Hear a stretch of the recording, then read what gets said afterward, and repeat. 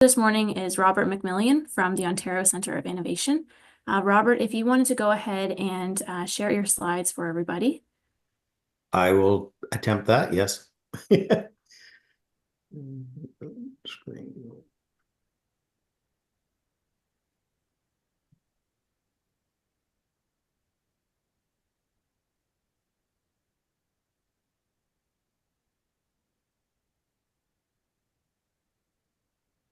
Can you see them all right now? We can see them, thank you. And I see Dan's also back on as well. So Dan, I'll turn it back over to you for now. Yes, I am back. Thanks. I had to restart Zoom. Sorry about that. But yes, Robert, please take it away. Well, thank you very much. And Matt, I greatly appreciate the opportunity this morning, and I appreciate everybody's time. So for those of you who don't know me, there are a lot of familiar faces on the call, but I'm Robert McMillan with the Ontario Centre of Innovation, and I'm a sector manager for the agri-food portion of the Critical Industrials Technology Initiative. So I'll begin with a quick introduction to OCI, followed with an overview of the CIT initiative, and then a review of each of the available programs. I'm going to make things simple. I'll move through things relatively quickly for you this morning. I provided Dan a copy of the deck, so you can get that so you don't need to make notes, really just to provide you an introduction to this program. And if you have any specific questions, we have time at the end, I'd be glad to answer them. Or please feel free to reach out to me. I'm glad to set up a call or answer any questions by email. So we'll get underway. For those of you that aren't familiar with the Ontario Centre of Innovation, we're a private, not-for-profit that was established by the province of Ontario over 35 years ago to support Ontario SMEs with programming, funding, and investment. At the heart of our activities is what we like to call ROI, or return on innovation, supporting innovation throughout the province to help the growth in those areas. Although we're based in Toronto, we do have a business development team that covers the whole province, so we're always accessible. And at any one time, we have a number of active programs as well as investment funds. So I'd encourage you to take a look at the website, because if this program isn't of interest or fit, we may have other programs going on that are. So CIT, or Critical Industrial Technologies, is a program designed to drive the commercialization and adoption of 6 critical technologies to advance 4 of Ontario's sectors. So you can see the province has identified 4 sectors: advanced manufacturing, non-automotive, construction, agri-food, and mining. So these are areas that the province has noted that there's been productivity gaps that could be addressed with technologies. And so they've also named 6 critical technologies. As you can see, 5G, next generation networks, AI, blockchain, cybersecurity, quantum, and robotics.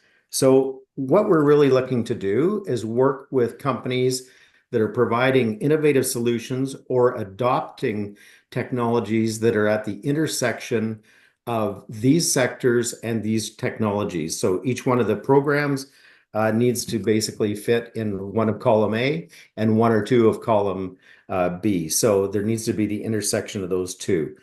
We're not only looking for the development and commercialization of technologies within each sector, but hope to see and foster the adoption of technologies between sectors. So if we look at something like tire pressure monitoring, for example, where somebody's already providing that in an agricultural setting, perhaps there's an opportunity to pivot to the mining sector.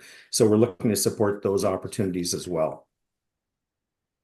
Although most of our funding and our focus is towards small, medium enterprises, in this program, we do have a lot of other opportunities for large enterprises, industry organizations, academia, throughout each one of these programs. So I'm not going to go through each one of these individually, but you will see that there are opportunities really to work with us in a number of different areas. As you can see, the CIT is an initiative, and under this initiative, there are 5 individual programs. We'll run through each one of those programs quickly, one by one. The first four are all on rolling intake, so they're open and ready for applications. And the last one, sector adoption, is on a per call basis. One of the first questions we usually get is who's eligible for an applicant on these programs. We work with small and medium sized companies, so that's under 500 employees. They need to be a for-profit organization, registered in Ontario, and have the adoption of critical technologies as part of their roadmap, as well as looking to serve one of those critical sectors. So again, Ontario-based, under 500 employees, for-profit organizations. We don't have thresholds on revenue, and most of our programs don't have threshold on number of employees. So we're pretty flexible on who we can work with. The first program we have is Talent Development Internship, and this is where companies are looking to bring on new hires that have a focus on one of those 6 critical technologies. And what we'll do in that is it will provide up to $10,000 funding for a 4-month internship, or $20,000 funding for an 8-month internship. So really to bring on a new hire and provide some support to the company to help them bring those people on. When we say recent graduate, we mean within the last 3 years. So you bring on a recent grad and we will fund you $10,000. That's with a 1-to-1 matching of cash in this case. The next is Future Ready, and this is where we're looking to support the upskilling and reskilling of existing employees. So a company can bring in outside expertise to train their employees. So for example, if you're looking in a food processing facility, maybe you want to get training for your employees on cybersecurity, you can bring in a cybersecurity training firm. They can provide that training to the group of employees, and OCI will fund up to $10,000 per company for that training, again, at a 1-to-1 match. So both of these programs are really, driving around that whole talent side. I was at the event last week with Dan in Guelph, and one of the things that came up was talent and reskilling. And these are 2 programs that not only companies that are providing innovation into these sectors can take advantage of, but those companies that are looking to adopt these new technologies can do this as well. So again, things like cybersecurity or AI, for example, it's a great opportunity for those companies to get some funding to help support that training. The next program is what's called Technology Access. And this is, as you can see, we're looking for innovative SME solutions, and with the addition of a technology development site to lead to sector validated solutions.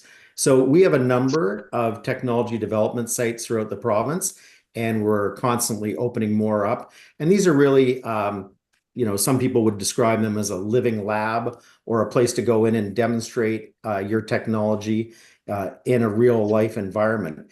So OCI provides the access to the sites.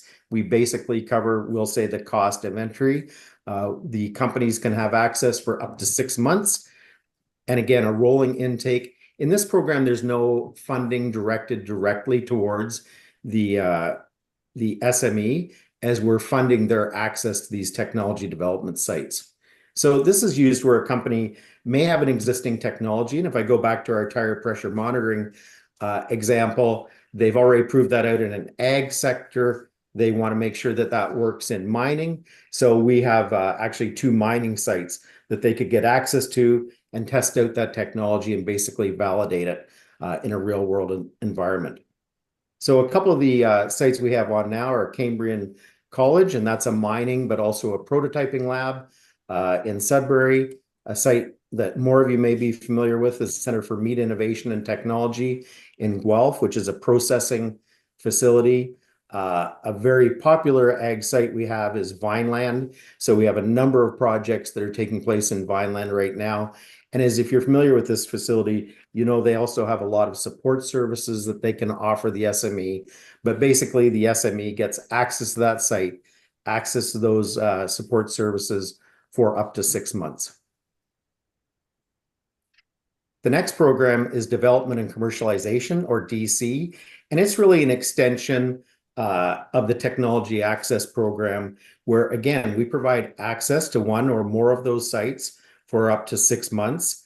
And we provide funding, and the funding, it ranges from $50,000 to $200,000 funding from OCI with a 1-to-1 match from the SME. And so when we talk about match, we talk about cash or cash equivalent. Very few SMEs match their program in cash. It's usually in a cash equivalent, and that's made up of a number of different factor or different opportunities. The most is usually the labor and the time that the SME and their team spends on that project. So they put together a budget and they say this number of my teams will be involved for X number of hours per month, and basically build that whole budget out. There is opportunities for things like hardware, software, travel, all those types of activities. But the SME builds out a budget, and then we review it. And then if approved, they will be funded for 50% of that budget in that area of $50,000 to $200,000. And this is generally on a reimbursement basis. So they go through, they do their project, they complete their project, and then they're reimbursed for those expenses. Sometimes we do allow for some interim expenses, depending on sort of what the project is entailed. But this is a great opportunity where companies are developing these new technologies. They need access to the sites. Another site that we're looking to bring on that'll be announced next week, is a cybersecurity range. So if they've got a software program, they want to do cyber testing. We're also bringing on a high compute environment with GPUs if they want to train algorithms. So any of those types of sites. I'll take a brief pause. Is there any questions at this time? I know we're zipping through things pretty quickly, but again, I'll provide you the deck and open to calls. All good? Okay, we'll keep going then. Just to kind of run through the way the application process works, all our applications start with a discussion with one of our business development managers. So the one thing that we do is that I'll say we have a bit of a concierge service when it comes to applications. The SMEs talk to the business development manager. We want to understand what they're doing, how they're going to benefit from this program. We're really there to make sure it's a good fit. And if it isn't a good fit, we'll let them know. We then try to steer them in other directions for other available programs. If it is a good fit, we work with them very closely in the application process. So once an application is open, there's a written proposal and a portal. We actually review the written proposals prior to them being submitted. So we'll go through those proposals, help them strengthen the proposal. I always say we're not looking for 100 applications in order to reject 99 of them. We would like every application to be successful. They aren't all successful, but we do work really closely with them on their proposal, on their budgets. As you can see, part of this review process is an internal review and then an external review. So our applications, like many other funding agencies, go out to external reviewers, and those are the ones who ultimately have the say on the projects. So we want to make sure that when we're working with the companies, that they have a very good opportunity for final approval with the external reviewers. The next program that I'll spend a bit more time on is sector adoption. And this is where OCI goes out and speaks with SMEs, MNEs, funding agencies, industry groups, government, to try to understand what are significant challenges within sectors at this point in time. And so in this program, we look for SMEs to build a consortium to address those issues, and we provide funding support to do that. So we put out challenge statements within sectors, and this is where we're looking for the SME solutions to impact not only a potential client or a few clients, but hopefully have an impact on a sector as a whole. So these are large programs. We'll discuss the funding and the timeline. But again, we're looking for groups to apply on this. Oh, 9 million. That's sorry. Sorry. You okay? Yeah, no, just someone's mic Okay. wasn't muted. Okay, thank you. So again, sector adoption, large programs looking for an SME and partners to address these challenge statements. We currently have, and again, I'll send you this deck and it's also on the website. We currently have a challenge statement open right now in the agri-food sector. And that is where we're looking for innovative solutions for cybersecurity for agri-food. And this could be, we keep these calls pretty general and pretty open. So this could be something where somebody's developing, let's say, a SaaS platform that's going to serve a large number of small producers. Maybe it's securing IoT devices, because as we know, sort of on the activities of this group, we see how much data and information is out there. So cybersecurity is very important. Or in the case of a food processor, it could be, a large enterprise program to do that. But we're looking for the SME to bring those solutions forward. They bring in an industry partner with them, really to get their solution demonstrated and hopefully adopted by that partner by the end of the term, with the understanding and hopes that that will then be able to be rolled out across the sector to have some very significant impact. So these projects can be funded up to $1 million. The present cybersecurity challenge is $500,000 in funding, and we will often accept more than one or approve more than one project for funding. They can be up to 1 year in length, and they're matched 2 to 1 from the SME or applicant side. So if we're looking at a $1.5 million project, OCI would fund $500,000 of that. Again, reimbursement in the form of a grant at the end of it.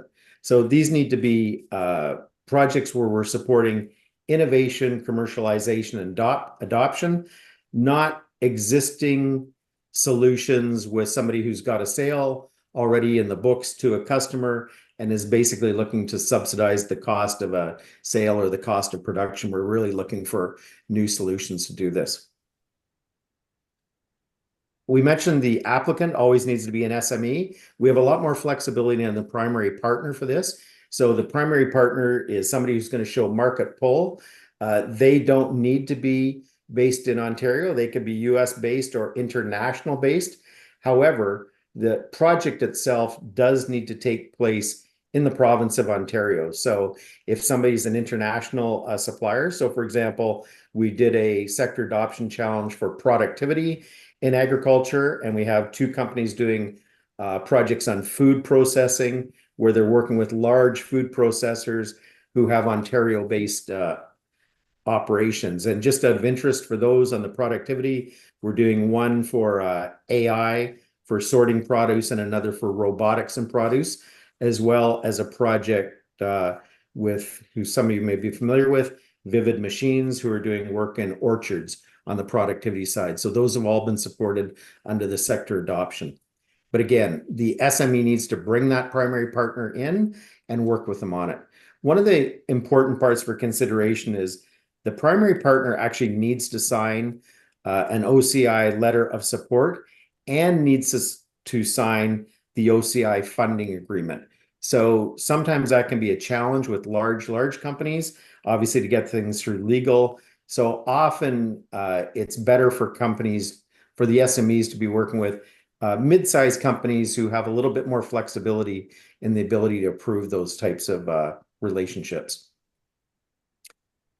This project can also involve other partners, and those partners could be somebody like, if we're looking, for example, in robotics, a lot of firms aren't actually building the robots, but they're adding the systems to operate them in AI. So for example, in those, the actual suppliers of the robots could be a partner in these. Academia could be in there if we're getting any research. And again, these partners do not need to be Ontario-based. There's a wide range of eligible expenses in this.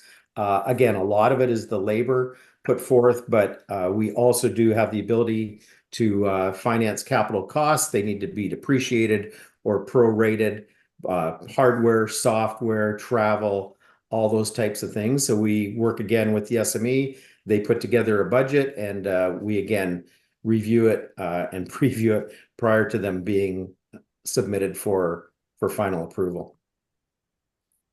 Very similar application process, but with a couple extra steps. After that discussion with the business development manager, if it's deemed that these are viable projects, then we have the SME do an expression of interest. It's a relatively short document giving us a bit of information on the company, their solution, and the partnership. That goes through internal review. If it's accepted, then they get access to a full online application, which goes through an internal committee and an external review and then presentation. So when we issue a challenge statement, we provide approximately 4 weeks for an expression of interest. So with the existing cybersecurity challenge statement, that was issued back in October. So we're looking for an expression of interest by November 18th. And then approximately 4 to 5 weeks after that, we will be looking for the completed full application. We'll give you a link at the end. You can go to the website. You can see what current challenge statements are there, as well as the full program guidelines with all the eligibility, all the eligible expense and everything are included there. One question you always get is, what makes up a successful application? And as many of you are involved in funding or have applied for funding, I'm sure you're familiar with this, but really the SME just needs to tell the story about the company, who they are, what they're doing, the technology that they have, the project and the partners, because as I mentioned, these go out for external review. The external reviewers probably don't know the company who's applying. We do have a large panel of reviewers, so we try to match them up by industry expertise. But really, the reviewer needs to be able to look at that application, read it, and as we say, answer one question, and does it make sense, right? So they need to go through it, understand what's going on, what's going to happen in that project, and what are going to be the economic outcomes. I will just mention that our funding from the province is from the Ministry of Economic Development and Job Creation. So the KPIs that we always look for are, what type of future revenues are going to come out of this, how many people are going to be hired, what type of investment, really, how is this going to help the growth of companies in Ontario. You can follow us on our website or LinkedIn. We always publish the new challenge statements or any additions to the program, so they're available there. All our programs are listed out on our website, and we have sector managers. We don't have the construction person on here, but we do have sector managers for each one of those sectors. So please feel to reach out for them if you have questions or clients or yourself are interested in projects. Or if you're a large company or organization, please reach out to our outreach and engagement manager if you're interested in working with OCI on these programs.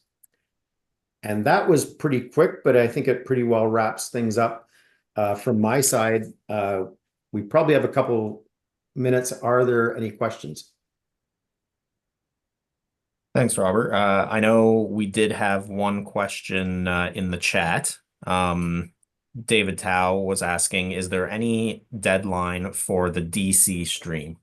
No, DC is so all the streams except for sector adoption are rolling intake. So they're open now. This program is a 3-year program, $50 million in funding. It started in the spring. So projects will need to be wrapped up by September 2026 on it. So as I said, it's open now, but sometimes you might want to time a project. Let's say you're looking to use Vineland. You might go, you know what, I don't want to be at Vineland in the wintertime. I do want to have access to Vineland in the spring or summer. So you may want to time your project based on that as well. Excellent. Valdemiro. Oh, thank you so much. Thanks for the great presentation also. I have a quick question related to the profile of the founder in this perspective. So, is there any requirement for the founder of the company? For example, some founders are like a single co-founder. Like, is there any requirement in that matter? So you mean minimum requirements for the applicant as far as number of employees or revenues? Is that what you're? Yes, that's actually Yeah. my question. So no, we actually don't. However, we do try to kind of match up the programming and the funding to the size of the company because, as I mentioned, this is reimbursement funding. So the company has to go through the project. They basically have to cover all the expenses, and then we reimburse on that. So um, these fundings for the DC is between $50,000 and $200,000. I'll use my simple analogy that I say on regular basis. It's very similar to a mortgage that if you only have one income and not a lot of investments and a lot of assets, you're probably not going to get a mortgage for the biggest house on the street. So we kind of look at that on that. And because we really we want you to be successful. So we wouldn't want to put through an application if you're a few number of employees and very low revenue or no revenue, that when it goes to external review, the external reviewers don't review it. So we try to work with you on that. But in answer to your question, the limit is the upper limit of 500. There is no lower limit. Thank you. David, was that your Sure. hand up for a question? All right. Yeah, my real hand. Your real hand. Yeah, lots of support here. I think it's great for the sector, great for technology development.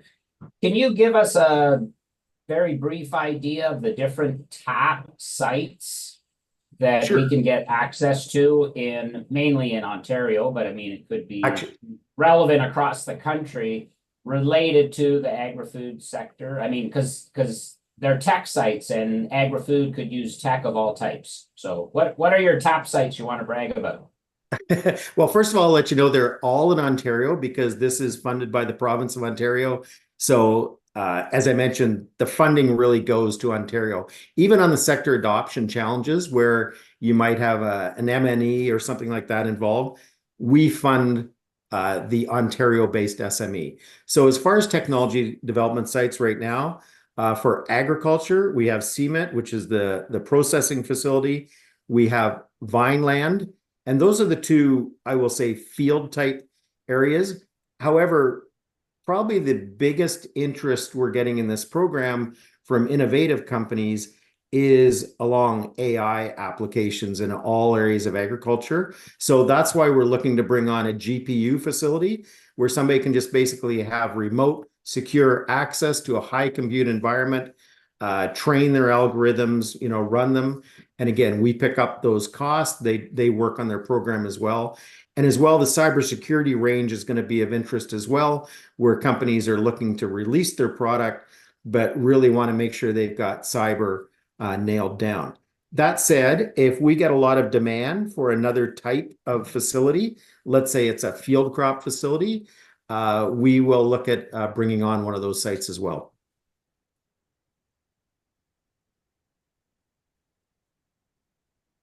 Excellent. Thank you. Were there any last questions for Robert? No? All right. Robert, thank you so much for taking the time to join us and for presenting to the group. I greatly appreciate the opportunity. And as I said, if anybody has any questions, I know we went through things really quickly, but please reach out. We can have that discussion and see what might be a fit. Absolutely. All right. So with that, we will move forward in our agenda. Conferences, meetings, field tours, demos. We don't have any new ones to add on for this week. But do check out those ones. We have a few coming up early November. Project updates, no new news to add for this week. Funding announcements and opportunities. We also do not have any new ones listed this week, but there are still all those ones still up there, so check them out if you're looking for funding. And then I guess that leads us into our roundtable. I'd like to open it up if there's anybody who has any questions, thoughts, queries. I'll put my hand up again. Sure thing. Yeah, just to let people know, a lot of you will know, but the Royal Winter Fair is on downtown Toronto, and U of G has a big display there and site there. There will be a fair number of industry there related to animal agriculture. And so you might, if you're going down with the family, you might want to take a check, look into that. I know we were just talking before the call here. He has a display there too related to robotics. I don't know if you're still on. You wanna pump and promote your technology, Med Hat? That's not something I normally do, but I actually wanted to talk about something else. Okay. Because last week I actually was attended the FAIRA in Sacramento. And I want to give this group a little bit of a summary of my observation of what's happening there. If you are not familiar with this conference / trade show / demo, it's really a very unusual combination. It has a little bit of some scientific presentations, and as well as the trade show, the exhibition area, and stuff like that. But the most important area is that there is a large field for demos, all kinds of demos for agricultural robotics. So this was my first time attending this event, and there was a lot of things that are going on. So I'm gonna just go through like just a 5-minute summary of what's going on here. There are a number of panels that were discussing different sides of where is the status of agricultural robotics. And one of the interesting things is that there was significant amount of capital that's available 2021, 2022. The numbers that was mentioned was $50 billion. And that number went down now to about $7 billion. A lot of investors are not realizing whatever they thought that they are going to be realizing in terms of sales. And as a result, what they called it, there is going to be a nuclear winter for a lot of startups that are not able to actually get additional funding. In terms of applications, the two main applications there is weeding and spraying. And then a third sector is really something I call logistics. So if you're not familiar with the robotics industry, the fastest moving sector in the robotics industry is really warehouse logistics. And this is now moving to agriculture. And of course, agriculture is a much more hostile environment because you are dealing with not a structured environment, particularly outdoor. And so a number of companies manufacture basically platforms that can be used for different purposes, okay, moving stuff, bringing stuff, sometimes even putting in sensors, whatever. And the interesting thing about all of that is that the companies have difficulty finding what's the ROI. One of the interesting comments came, I think, from a venture capital on one of the panels, is that in many ways they have to work with the end user so that the end user understand their cost structure. So because the end user may not actually realize how much they can actually save. And as a result, it's hard to identify what's the ROI. In terms of weeding, for example, you've got a number of technologies, and you've got robots that is doing basically spraying, but more quote unquote intelligent spraying or more autonomous spraying, which is basically following on a GPS path using RTK GPS. and that robot will go like for $50,000 versus another machine that is pulled by a tractor that will go for $1.5 million. So you're gonna see the massive variation here between the two. And there are weeding by spraying, weeding by mechanical removal, weeding by laser. There's all kinds of technologies out there with different price range, with different applications, with different. So it's really very difficult to identify what's exactly going on. Now, the group that is organizing FAIRA, which is another interesting thing, is actually a growers association. And they actually develop case studies for systems. So last year it was Carbon Robotics. This year is another company related to weeding to show the value proposition, to show the ROI.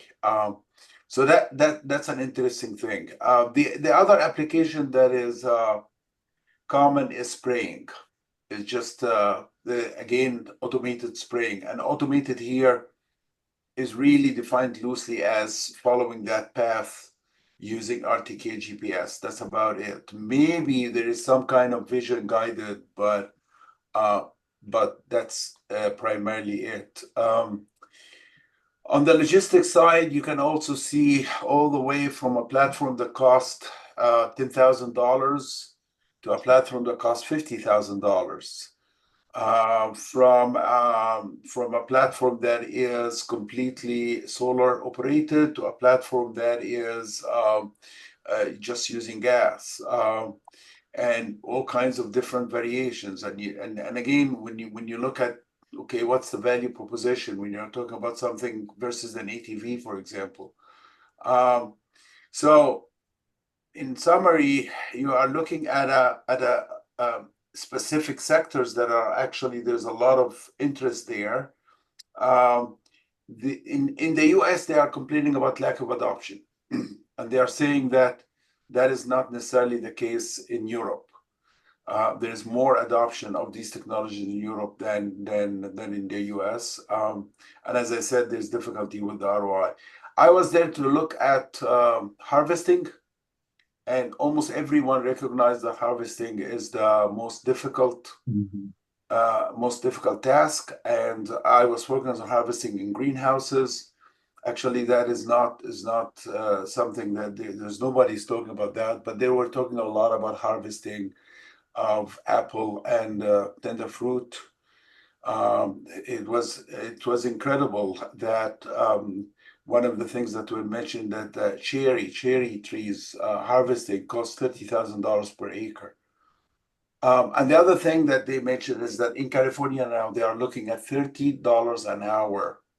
That's the cost of labor, $30 an hour USD. So you can see that the cost of labor is going up.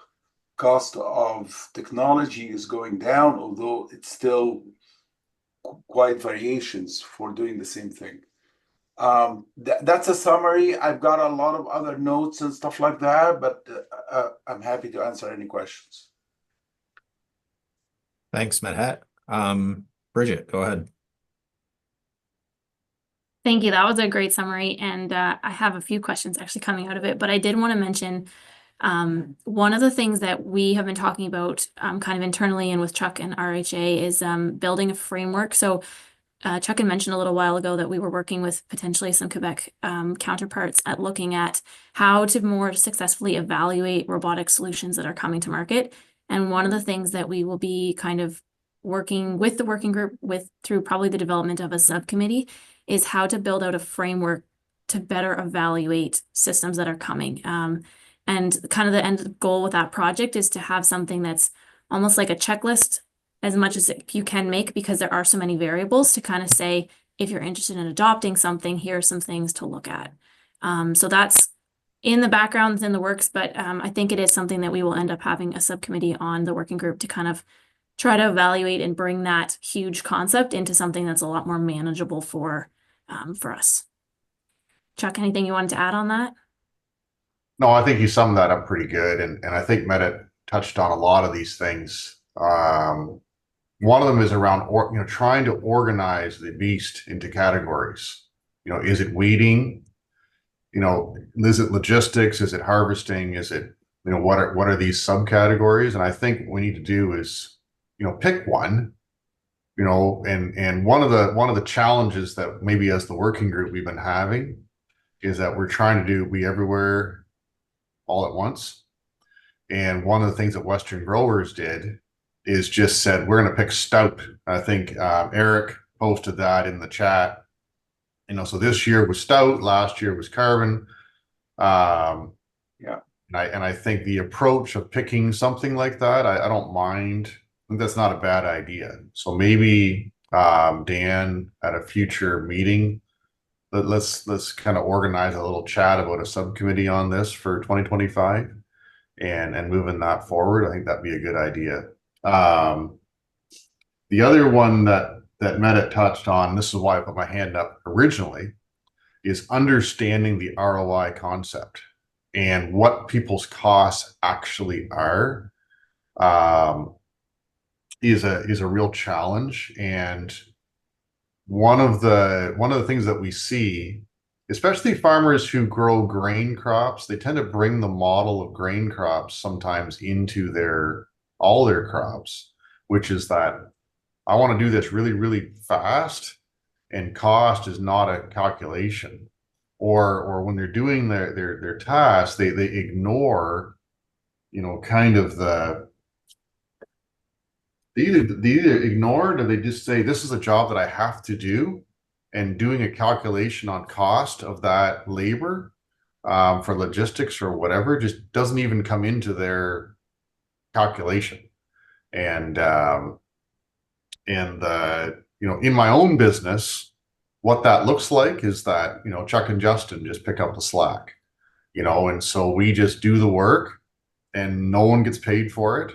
And then that ROI cost gets overlooked and not included in and then that's when we realize, and this is just an example, we put in a new receiving pit at our grain elevator, and, we didn't really do an ROI calculation. But now that I've done that ROI calculation, we realized that we were spending, $35,000 paying someone to stand there and watch corn unload with no return.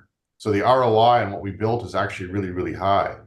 And the calculations that we do on automating something, sometimes the farmers just don't understand it, right? And don't understand how to even approach that calculation. And I know Eric from FarmDroid is eagerly awaiting our ROI report on the FarmDroid. And one of the reasons why it's taking us so long to release that is that it's super complicated. And all these little pieces that go into it that get overlooked. We're trying to make sure we're doing this correctly, and interviewing farmers and asking questions and trying to get them to understand what is actually in that cost. For the task that they're doing. So I kind of rambled on there, but that's the end. Thanks, Chuck. Michael, go ahead. Hey, yeah, I also went to the FEAR conference, and I love the input that came out so far. I just want to add a couple of things that I thought were interesting from the conference, maybe from the perspective of a technology provider. I went down looking to learn a little bit more about the industry that we're getting into, which is orchards, find vendors that we might be able to work with and so on. And I think it was pretty successful on those fronts. There was for us in orchards in particular, there was a group there called Washington Tree Fruit Research Commission, and they had a really great talk about developing AgRobotics in orchards. They even put out a technology paper, like a technology roadmap paper that was discussing they had done this huge survey of growers and distilled it down into this is what growers really need. Here's what the challenges are and so on. And this is what we sort of think is a feasible roadmap for developing tech. So that was one example of a lot of really good discussions, and the the ROI paper was already mentioned, which is another good framework that people can use in developing robotics. So there was stuff like that there that was really useful as somebody trying to build technology to get input as to what needs to be done. There was a really good talk about standards. I don't know if anybody mentioned that, but I know we had the call. Actually, it was just before I went to FIRA, we had that call on standards in this working group. And they talked about interoperability, safety, future directions for that, what the current state is. And I don't know if this came up yet in the group. There's a conference in Illinois in December called, I think it's AgSafe. And that might be interesting for anybody who's developing AgRobotics. They pitched as kind of a good introduction to the safety and interoperability standards that are going into AgRobotics. So I don't know if I'm going to attend that or not, but it's on their list. And I've vendors for ag platforms. We've done such a good job bringing in ag platforms here in the group, but it was also great to be able to talk to like the people at those companies, like FarmNG, for example, and like walk down the fields with their robot and open up the hood and talk about the interoperability it has with smart implements and just try to figure out what's a good fit for us and see it working. It was a great opportunity for that as well. And I think my key takeaway from the conference, and it kind of piggybacks on that ROI thing, is they mentioned in that talk several times, so I think somebody asked, what's a home run? And people will come in and try to pitch like a home run is or we're gonna take all the apples off the tree, we're gonna farm your whole orchard. And they were like, no, like we know the tech's not there, the trust isn't there with growers. Like a home run is like 30%, 20%. The number kept coming down during the talk. But like figure out the ROI, assuming that you're not just going to replace the entire workforce in one go, but that you're going to find a place where you can add some value, do some assist, and take some of the labor out, and bring the cost down even just a little bit is a big deal. I mean, that's the approach that we're trying to take and the way we're thinking about it. But it was good to hear that in the discussion. Awesome. Thanks, Michael. Sorry, Michael, can you please put that in the chat, that conference in the chat? That sounded interesting. Absolutely. Yeah. Thanks. Thank you. Mina, go ahead. Thank you. Thanks, everyone. Good morning. I think I'm back at this forum now. I wanted to just introduce myself. It's Mina from York Region. I work in the economic development. I'm my colleague here as well. And just last week, our regional council has approved a 2.0 version of the ag and the agri-food sector strategy. For those of you that are not familiar with York Region, we have a robust agriculture and agri-food sector. In fact, we're the fourth largest food and beverage processing sector in Canada. And we have more than 600 farms. It's a good mix of companies across the value chain.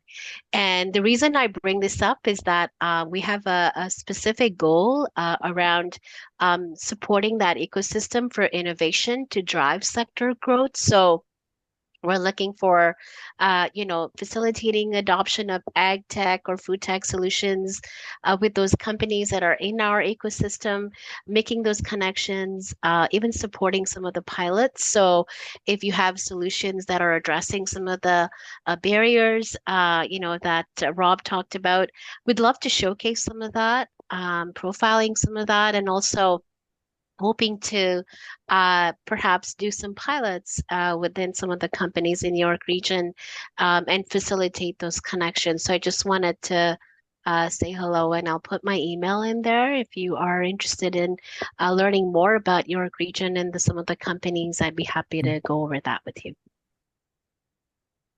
Excellent. Thanks for the info on that, Mina. Appreciate it.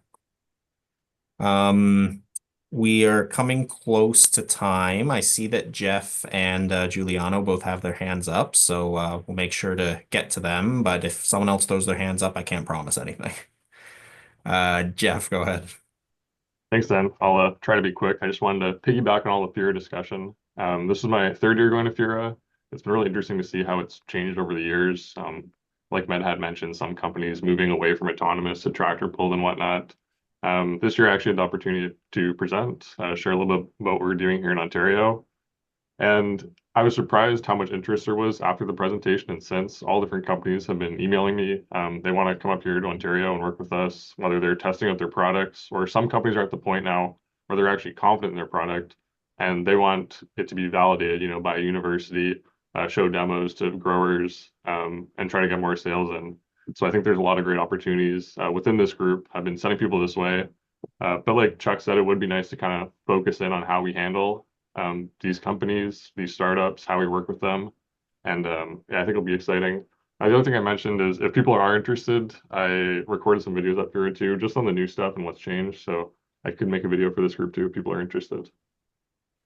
Yeah, that sounds great, Jeff. I think I know I personally would appreciate that as someone who wasn't able to attend. So if you could whip something like that together, I'd be happy to share it with the group.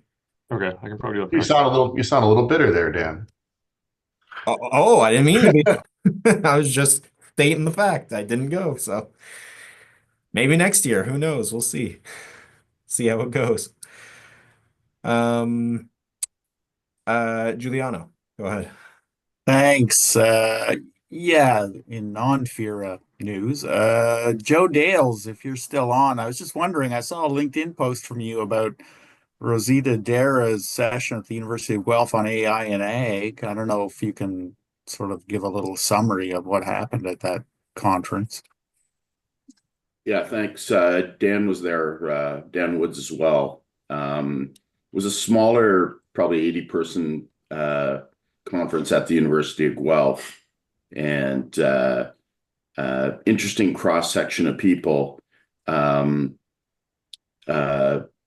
Probably the most significant to this group is a group out of Toronto called Untethered AI. They have an initiative that they want to support with some, I don't know, VR technology. They do chips and semiconductors and things like that. So they want to support the AgRobotics sector. So Dan and I met Chris Stevens, who's their VP of sales. And then he put me on to a guy named Dan Ganulis, based out of Denver. And Dan was actually at FIRA. I talked to him yesterday, and they signed up, I think he said 7 robotics companies to their technology. So I encourage people to go to Untethered. I asked Dan to come and do a presentation to us so he could explain where they fit in all this stuff.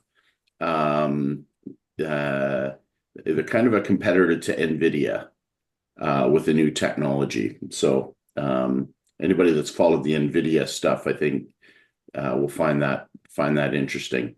Dan was totally blown away by this. Was his first FIRA. He's a farm guy from Missouri originally, semiconductor guy. So he kind of loved being out and getting mud on his boots and stuff. So he was totally impressed with the technology that's coming to the whole robotics sector. So it was really interesting hearing him a little bit on where this was going. So that was probably the most significant new contact I think I made at the AI for agri-food innovation at Guelph. Typical things. We had a panel that Dan managed on adoption of new technology and what are the roadblocks and so on. I think kind of the same old, proving that ROI, proving the technology works.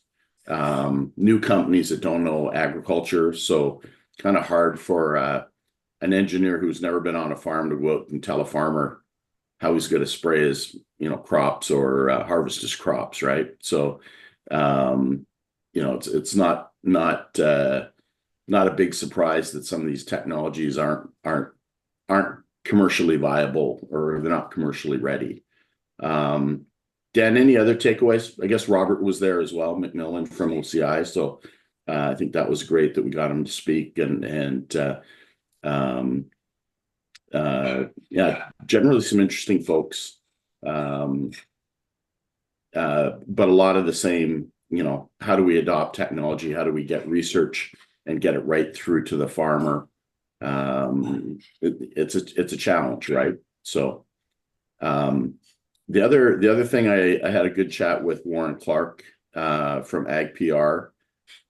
He's one of the guys that helped the FIRA group with their conference, and he said Woodland, the new location, was the best ever for facilities.